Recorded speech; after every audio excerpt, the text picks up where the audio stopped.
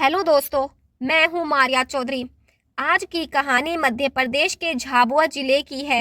ये बात 2023 की है। झाबुआ जिले में मेघनगर की एक कॉलोनी है। दूसरी तरफ चित्रा एक पढ़ी लिखी महत्वाकांक्षी महिला थी जो समाज सेवा की आड़ में राजनीति में अपने पैर जमाने की कोशिश कर रही थी। उसकी सबसे बड़ी खासियत उसकी सुंदरता थी, जिसका वह बखूबी फायदा उठाती थी। बड़ी ही सहजता से वह किसी भी अधिकारी को प्रभावित कर अपना काम निकलवा लेती थी।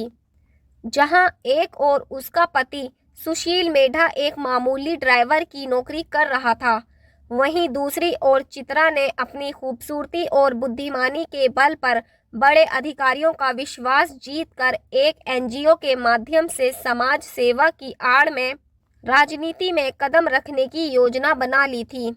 इसी दौरान उसको एनजीओ के लिए एक बड़ा प्रोजेक्ट मिला जो स्कूली बच्चों से जुड़ा था। इस प्रोजेक्ट के तहत उसे विभिन्न स्कूलों में जाकर बच्चों का डेटा इकट्ठा करना था।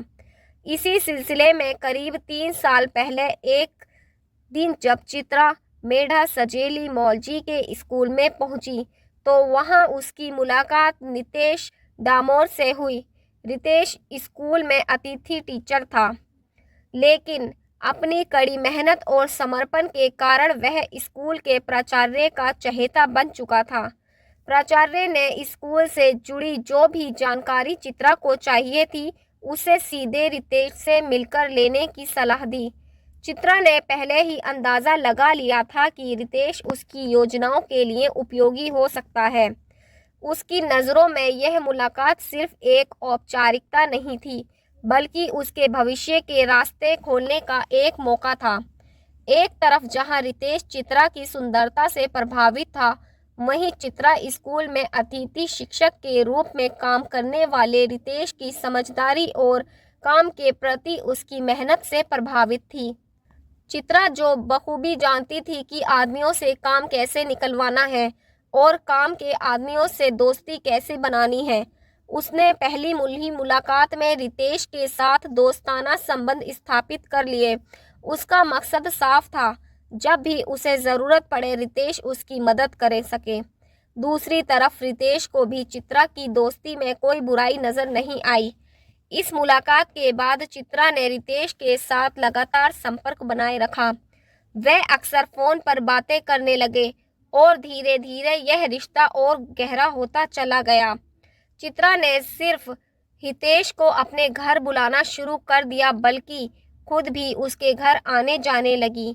उनके बीच का यह रिश्ता अब ना सिर्फ कामकाज तक सीमित था, बल्कि एक व्यक्तिगत दोस्ती में बदल चुका था। उस समय हितेश 29 साल का नवयुवक था, जबकि 3 बच्चों की मां शादीशुदा चित्रा 39 साल की हो चुकी थी। लेकिन धीरे धीरे चित्रा के बिंदास स्वभाव से आकर्षित होने लगा। जब चित्रा ने देखा कि रितेश उसकी ओर ध्यान देने लगा है, तो उसने भी उसमें रुचि दिखानी शुरू कर दी। थोड़े ही समय में उनकी दोस्ती प्यार में बदल गई और वे एक दूसरे में सुकून और खुशियां ढूंढने लगे। हालांकि रितेश को डर था कि अगर उनकी दोस्ती के बारे में चित्रा के पति सुशील मिश्रा को पता चल गया तो वह इस रिश्ते का विरोध कर सकता है।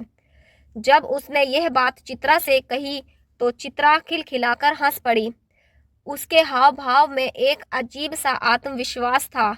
उसने कहा कि सुशील को सब कुछ मालूम है, उनके रिश्ते की हर बात। चित्रा ने यह भी साफ किया कि सुशील उनके बीच कभी नहीं आएगा, क्योंकि मैंने उसे बोलने की इजाज़त ही नहीं दी है। हितेश को चित्रा की बात पर विश्वास नहीं हो रहा था कि उसके पति सुशील उनके रिश्ते के बारे में जानकर भी चुप है। चित्रा ने कहा कि जब सुशील आएगा तो वह सब कुछ स्पष्ट कर देगी। जब सुशील घर आया, चित्रा ने उसे बताया कि हितेश उसका प्यार है। सुशील ने मुस्कुराते हुए कि उसे पहले से जानकारी थी और फिर कुछ काम का बहाना बनाकर बाहर चला गया। सुशील के जाने के बाद रितेश को भी विश्वास हो गया कि सुशील उनके रिश्ते का विरोध नहीं करेगा। उस दिन के बाद रितेश न केवल अक्सर चित्रा से मिलने उसके घर जाने लगा, बल्कि कभी कभी रात में भी रुकने लगा। सुशील सब कुछ जानते हुए भी रितेश के साथ दोस्तों जैसा व्यवहार करता था। इतना ही नहीं, इसके बाद सुशील और चित्रा मेघनगर से बाहर जहां भी जाते रितेश को अपने साथ ले जाने लगे। यहाँ तक कि साल भर पहले पहाड़ों पर घूमने जाने के दौरान भी दोनों हितेश को साथ लेकर गए। हितेश, चित्रा और सुशील तीनों एक ही कमरे में रुकते थे। इसी बीच चित्रा ने अपना राजनीति में मुकाम बनाने की कोशिश करना शुरू कर दिया। उसने जिला पंचायत का चुनाव भी लड़ा, जिसमें रितेश हमेशा उसके साथ रहा। धीरे धीरे रितेश और चित्रा की दोस्ती को लेकर लोगों में चर्चाएं होने लगीं। यह बात जब हितेश को पता चली तो उसने चित्रा से कहा। चित्रा बोली, ठीक है, जब चर्चा हो ही रही है तो तुम क्यों नहीं मेरे साथ मेरे घर पर ही रहने लगते। यह बात सुनकर रितेश में भी शौक हो लग गया। इतना ही नहीं, चित्रा ने यह भी कहा कि तुम्हें स्टैंप पेपर पर लिख कर दूंगी कि मैं तुमसे प्यार करती हूँ और अपने साथ रखूंगी। रितेश को चित्रा की बात पर भरोसा तो तब हुआ जब उसने एक दिन सचमुच ही स्टैंप पेपर पर सारी बात लिखकर रितेश को दे दी, जिसमें लिखा था कि मैं रितेश डामोर को प्यार करती हूँ और इसकी जानकारी मेरे पति को भी है तथा उन्हें इससे कोई ऐतराज नहीं है। इसलिए रितेश मेरे साथ रहेगा और भविष्य में मैं रितेश के खिलाफ कोई कार्रवाई नहीं करूंगी, नहीं उसकी संपत्ति पर अपना हक मांगूंगी। इसी तरह एक शपथ पत्र सुशील मेड़ा ने भी दिया, जिसमें उसने स्वीकार किया था कि मेरी पत्नी रितेश से प्यार करती है और उसे इस बात पर कोई ऐतराज नहीं है। रितेश चित्रा की हिम्मत का कायल हो गया। उसके रूप और प्यार का दीवाना तो पहले ही था, इसलिए अपने घर वालों के लाख मना करने पर भी रितेश अपना घर छोड़कर चित्रा के साथ आकर उसके घर में उसके पति और तीनों बच्चों के साथ रहने लगा। वैसे चित्रा का झाबुआ में भी एक घर है, इसलिए चित्रा और रितेश ज़्यादातर झाबुआ वाले घर में रहते थे। रितेश अब चित्रा के साथ उसके घर में आकर रहने लगा। इसी दौरान चित्रा का पति सुशील भी साथ रहता था, लेकिन सुशील के रहने ना रहने से चित्रा पर कोई असर नहीं होता था। इतना ही नहीं, बड़ी बेटी 18 साल की हो चुकी थी। ऐसे में अपनी जवान बेटी के घर में होने के बावजूद चित्रा रितेश को खुलेआम प्रेमी के तौर पर अपने साथ रख लिया करती थी, क्योंकि चित्रा अपनी मर्जी की मालिक थी और सुशील उसकी मर्जी के खिलाफ ना बोल सकता था। और समय के बाद चित्रा ने यही स्थिति रितेश की भी कर दी थी कि रितेश चित्रा की आवाज़ पर उठने बैठने लगा। इस दौरान रितेश के परिवार ने उसे वापस लाने की भी कोशिश की, लेकिन रितेश तो पूरी तरह से चित्रा का गुलाम हो चुका था। लेकिन धीरे धीरे रितेश को लगने लगा कि वो जिस रास्ते पर निकल पड़ा है, उस रास्ते पर चलकर अपनी मंजिल तक कभी नहीं पहुंच पाएगा। उसे यह भी लगने लगा था कि वास्तव में चित्रा उसे अपना राजनीतिक लक्ष्य हासिल करने के लिए यूज़ कर रही है। इसलिए वह चित्रा के चंगुल से निकलने का रास्ता खोजने लगा। इसी दौरान रितेश ने संविदा शिक्षक वर्ग 3 के परीक्षा पास कर ली, लेकिन जब ज्वाइनिंग के लिए डॉक्यूमेंट्स वेरिफिकेशन की बारी आई तो पता चला कि रितेश के सभी डॉक्यूमेंट्स चित्रा ने अपने कब्जे में ले लिए थे। रितेश ने जब डॉक्यूमेंट्स मांगे तो चित्रा और सुशील ने उसके डॉक्यूमेंट्स देने से साफ मना कर दिया। इससे रितेश समझ गया कि चित्रा अपने यूज़ के लिए ही उसको कहीं नौकरी भी नहीं करने देगी, इसलिए वह चित्रा के चंगुल से बाहर निकलने को झटपटाने लगा। रितेश ने अपने परिवार से बात की, तब परिवार वालों ने चित्रा से फ़ोन पर बातचीत कर उसे समझाया कि यह गलत है, आप अपने परिवार पर ध्यान दो, हितेश को भूल जाओ। लेकिन चित्रा का कहना था कि वह रितेश के बिना नहीं रह सकती। परिवार वालों ने उसे पैसे लेकर पीछा छोड़ने की बात कही तो 80,000 रुपये लेकर रितेश का पीछा छोड़ने के लिए राजी हो गई। लेकिन चित्रा का कहना था कि वह पैसे चुपचाप लेगी, क्योंकि बात खुलने से उसका राजनीतिक भविष्य खराब हो सकता है। इसलिए उसकी बात मानने पर रितेश के परिवार वालों ने उसे चुपचाप पैसे दे दिए। लेकिन इसके बाद भी उसने रितेश का पीछा नहीं छोड़ा। इसी बीच कुछ दिन पहले रितेश अचानक चित्रा का घर छोड़कर अपने बहनोई के घर में आकर रहने लगा। रितेश की इस हरकत से चित्रा काफ़ी नाराज़ थी और वह उसे घर वापस अपने पास आने का दबाव बना रही थी। 11 जून के दिन रितेश अपनी बहन बहनोई और भांजों के साथ एक रिश्तेदार के घर मुंडन कार्यक्रम में शामिल होने गया था। वहां पर चित्रा भी अपने पति सुशील और एक सहेली सुमन के साथ आई थी। रितेश और उसके बहनोई ने वहां चित्रा को देखा तो वे कुछ दूर आकर खड़े हो गए।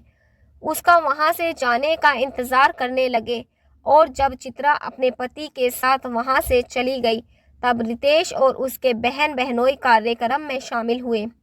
लेकिन वास्तव में चित्रा रितेश को देखकर जानबूझकर कुछ देर के लिए कार्यक्रम से निकल गई थी।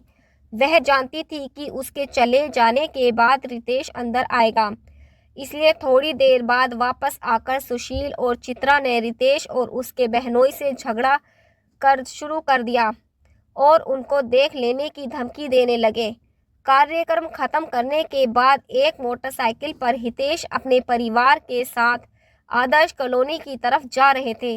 मोटरसाइकिल रितेश चला रहा था। उसने अपने आगे एक भांजे को बैठा रखा था, जबकि उसके पीछे एक भांजे को गोद में लिए उसके बहनोई और सबसे पीछे बहन सवार थी। रात लगभग 11:30 बजे यह पांचों आदर्श कॉलोनी में अपने घर के नज़दीक पहुंचे ही थे कि तभी अंधेरे में 3 लोग सामने बाइक से रास्ता रोककर खड़े दिखाई दिए। अंधेरा होने के बाद रितेश ने पहचान गया कि उन तीनों में एक सुशील मेड़ा था और अन्य 2 में उसकी पत्नी चित्रा और दूसरी चित्रा की सहेली सुमन थी। आधी रात में इन तीनों को बाइक का रास्ता रोकते हुए हितेश डर भी गया। दरअसल कुछ ही देर पहले मुंडन कार्यक्रम में भी यही तीनों रितेश को मिले थे और रितेश और उसके बहनोई को बाहर निकलने पर देख लेने की धमकी दी थी। सुशील को देखकर रितेश ने अपनी बाइक का ब्रेक लगा दिया, लेकिन इससे पहले कि बाइक रुकती, सुशील मर्डा ने सीधे चाकू से एक बार हितेश के सीने पर वार किया। बाइक पर सबसे आगे रितेश के भांजे को बिठाया गया था। चाकू भांजे को ना लग जाए इस प्रयास करने के चक्कर में रितेश खुद का बचाव ठीक से नहीं कर पाया और सुशील उसके सीने में चाकू से वार करता रहा। चाकू लगते ही बाइक का संतुलन बिगड़ जाने से लगभग सभी सड़क पर गिर गए। यह देखकर सुशील मेड़ा फिर रितेश पर चाकू लेकर लपका तो उसे बचाने रितेश की बहन बहनोई आगे आए तो सुशील ने साथ आई उसकी पत्नी चित्रा मेड़ा और उसकी सहेली सुमन रितेश के बहन बहनोई के बीच आ गए। इस दौरान सुशील ने रितेश पर चाकू से 1-2 बार वार किए तो वहीं दूसरी तरफ पास में पड़ा एक पत्थर उठाकर रितेश ने भी अपनी जान बचाने के लिए सुशील पर हमला कर दिया। लेकिन पत्थर और चाकू में बहुत अंतर होता है, इसलिए सुशील को जहां केवल सिर में चोट आई, वहीं रितेश के बुरी तरह घायल हो जाने पर वह सड़क पर गिरकर तड़पने लगा। यह देखकर सुशील, चित्रा और सुमन वहां से भाग गए। भाई को जमीन पर तड़पते देख रितेश की बहन ने उसे गोद में उठा लिया और सब मदद के लिए चीखने लगे, लेकिन बहन की गोद में रितेश की सांसें थम गईं। मेघनगर थाने में ड्यूटी पर तैनात TITS ड्राइवर अपने पहले राउंड पर निकलने ही वाले थे कि तभी उन्हें आदर्श नगर कॉलोनी में हुई एक घटना की जानकारी मिली। तुरंत ही उन्होंने अपनी टीम के साथ मौके पर पहुंचने का निर्णय लिया। घटना स्थल पर उपस्थित हितेश डामोर के बहनोई से पूरी जानकारी लेने के बाद TI डाबर ने रात में ही इस हमले की जानकारी वादला SDOP को दे दी थी। उन्होंने रितेश का शव पोस्टमार्टम के लिए भेजने के साथ ही उसकी पत्नी चित्रा, सुशील मेड़ा और उनकी सहेली सुमन के खिलाफ हत्या का मामला दर्ज आरोपियों की तलाश शुरू कर दी। रितेश ने पत्थर उठाकर सुशील पर हमला किया था, जिससे सुशील भी घायल हो गया था। अपनी चोट का उपचार करने के लिए वह जीवन ज्योति अस्पताल में भर्ती हुआ था, जहां से पुलिस ने उसे गिरफ्तार कर लिया। चित्रा और सुमन को भी पुलिस ने उसी समय हिरासत में ले लिया। प्रारंभिक पूछताछ के दौरान रितेश के परिवार ने चित्रा मेड़ा और उसके पति सुशील पर आरोप लगाया कि वे रितेश को ब्लैकमेल कर रहे थे। उनका कहना था कि चित्रा रितेश से उम्र में 10-11 साल बड़ी थी। फिर भी उसने उसे अपने प्रेम जाल में बुरी तरह फंसा लिया था। इसके अलावा सुशील मेड़ा को भी अपनी पत्नी के रितेश के साथ प्रेम संबंधों की जानकारी थी। पूछताछ में यह भी सामने आया कि सुशील ने रितेश की हत्या इसलिए कर दी थी क्योंकि रितेश के साथ ब्रेकअप के बाद सुशील की पत्नी चित्रा उदास रहने लगी थी। ब्रेकअप के बाद रितेश चित्रा के ही मोहल्ले में रहने वाले अपने बहनोई के यहाँ रह रहा था, इसलिए उसका बार बार सामना चित्रा और उसके पति के साथ होता रहता था। चित्रा आने वाले विधानसभा चुनाव में अपनी किस्मत आजमाना चाहती थी, इसलिए उसे ऐसे समय में रितेश का दूर जाना काफ़ी खटक रहा था। वास्तव में चित्रा जब जिला पंचायत के चुनाव लड़ी थी तब उसके चुनाव का पूरा मैनेजमेंट रितेश ने संभाला था। चुनाव में चित्रा काफ़ी कम अंतर से हारी थी, इसलिए उसे भरोसा था कि यदि रितेश साथ दे तो विधायक का चुनाव आसानी से जीत सकती है, मगर उससे ब्रेकअप कर दूर जा चुका था। इसलिए पत्नी की उदासी को लेकर सुशील रितेश से काफ़ी नाराज़ रहने लगा था, इसलिए उसकी हत्या कर दी।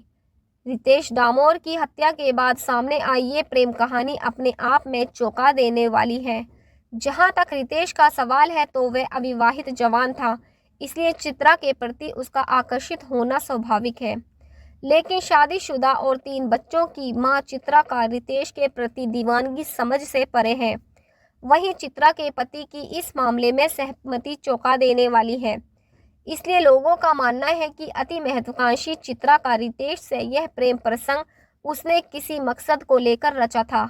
चित्रा का यह मकसद क्या था, यह चित्रा और सुशील के अलावा किसी के समझ में नहीं आ रहा था। खैर, पूरी पूछताछ के बाद आरोपियों को गिरफ्तार कर जेल भेज दिया गया है। दोस्तों, ये कहानी कैसी लगी कमेंट बॉक्स में ज़रूर बताएं और ऐसी ही सच्ची घटनाएं देखने के लिए हमारे चैनल को सब्सक्राइब करें। धन्यवाद।